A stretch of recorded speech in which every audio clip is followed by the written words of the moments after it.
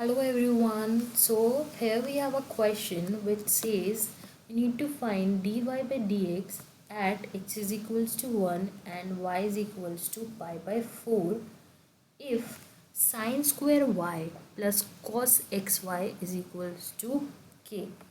It is a very simple question, just we have to differentiate this equation with respect to x dy by dx.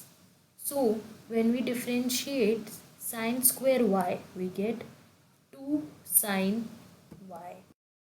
You can see, and cos y into dy by dx minus sine xy, because cos xy we need to differentiation of cos xy is sine xy, and we'll be using the multiplication rule that first we'll differentiate y, so x into dy plus y into dx by dx, that would be 1.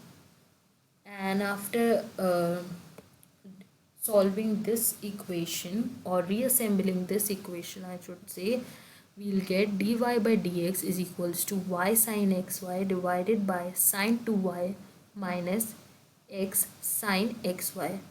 Now in the question it is given, we have to find the value at x is equals to 1 and y is equals to pi by 4. We'll just simply put the values over here and we'll get the answer.